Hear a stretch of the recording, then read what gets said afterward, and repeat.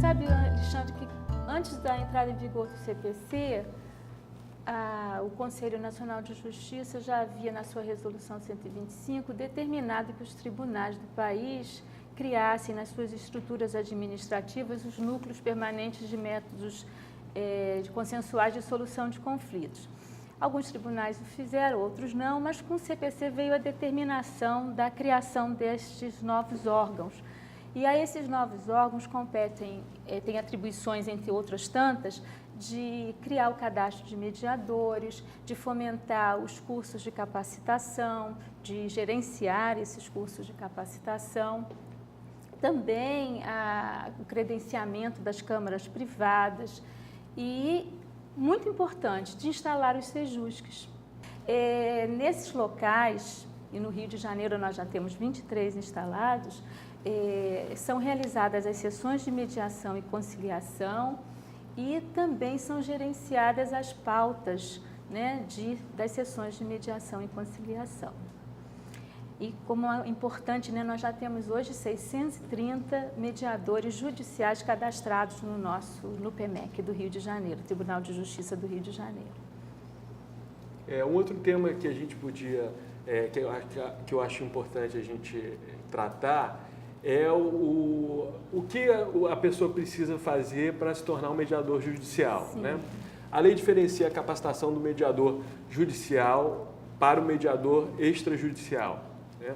O mediador extrajudicial, segundo o artigo 9º da lei de mediação, ele precisa, primeiro, ter a confiança das partes, em segundo lugar, ter capacidade civil e, em terceiro lugar, ele ter uma capacitação, né? Uma formação e conhecimento dos fundamentos da mediação. Já o mediador judicial, ele precisa ter, além dessa capacidade civil, ele precisa estar formado há mais de 2 anos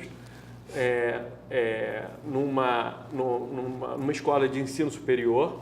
Ele também precisa ter se formado como mediador numa instituição que seja credenciada e aceita pelo ENFAM ou pelo próprio tribunal. E esse curso, ele precisa fazer um curso, e nesse curso ele precisa seguir as diretrizes do CNJ. Hoje, atualmente, o CNJ determina que esses cursos tenham, no mínimo, podem ter muito mais do que isso, esses cursos tenham, no mínimo, 40 horas de curso teórico e faça 60 horas de curso prático, né? Fernanda, será que pode haver a mediação feita por mais de uma pessoa, por mais de um mediador? Você pode falar um pouco sobre comediação para a gente? Sim, Alexandre, pode haver sim mais um mediador, a gente chama de comediação, e é muito importante, eu acho que enriquece a mediação quando tem mediadores de cursos de formação diferentes, porque tem olhares diferentes, tanto para o caso quanto para os mediandos. Enxergar melhor, né, o que está por trás das palavras que eles estão dizendo, e isso colabora muito para o bom andamento da mediação, para que o caso seja conduzido de uma forma melhor. Que a base da mediação, em princípio, basilar é a autonomia da vontade, né? Então, em princípio, o ideal seria que os mediandos pudessem escolher os seus mediadores. Eu acho que seria muito importante isso, mas não é isso, né, Alexandre, que está acontecendo, né? Na mediação judicial. No primeiro momento, na mediação judicial, a lei diz que, no artigo 4º, que a escolha dos mediadores vai ser feita pelas partes ou pelo tribunal, né? Então, inicialmente, em função da autonomia da vontade, a gente espera que as partes consigam já chegar nesse acordo na escolha de um mediador. Caso elas não cheguem nesse acordo, aí sim as partes delegam isso ao tribunal, né? O tribunal propriamente escolher quem vai ser esse mediador.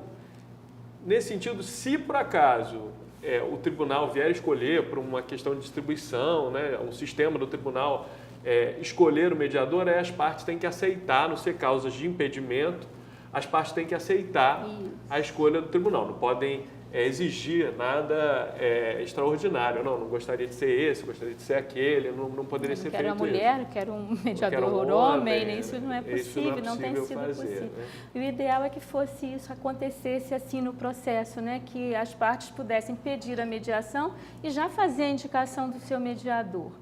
Bom, feita a escolha dos mediadores, né, e a gente começa a audiência, né?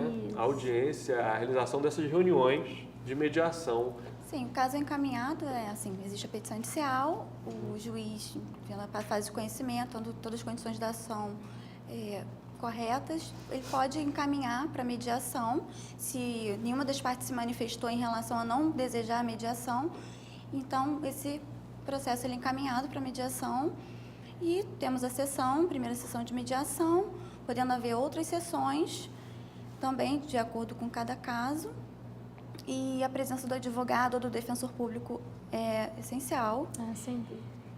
Para poder também precisa haver, né, a informação jurídica, pelo princípio da decisão informada, né, que é um dos princípios da mediação, muito importante que eles estejam presentes.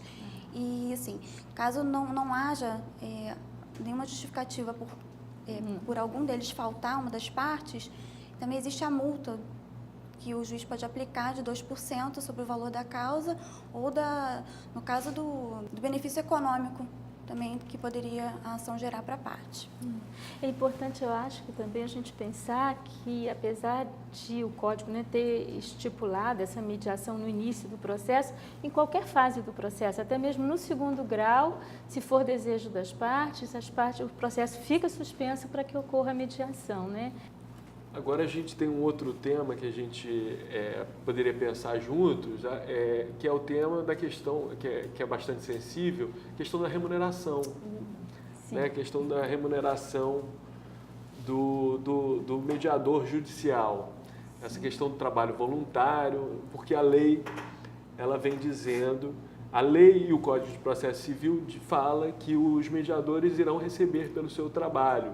Né? Apenas o CPC diz que poderia haver um trabalho voluntário de acordo com o regulamento interno do tribunal, né, como excepcional esse trabalho voluntário. Eu acho que é importante a gente fazer essa diferenciação, né? O Código de Processo Civil ele faz essa diferenciação, basicamente relações continuadas no tempo, quando você tem uma preocupação em relação à relação das pessoas, você precisa você deveria encaminhar o processo para a mediação. Quando não há essa preocupação, por exemplo, nas questões envolvendo o direito do consumidor, em regra, né, você encaminha para a conciliação de modo que você respeite o Instituto. Né? Eu acho que o interesse por trás dessa posição é a gente respeitar o Instituto e protegê-lo. E buscá-lo tornar efetivo. Eu até vou citar aqui, eu tinha comentado com vocês, mas eu soube recentemente de um caso que ocorreu no Sejusc da Leopoldina, que a criatividade da mediadora foi especial. Era um divórcio desde 2012 e não se conseguia trazer o cônjuge mulher, porque tão logo separada, foi embora para uma cidade do interior do Paraná.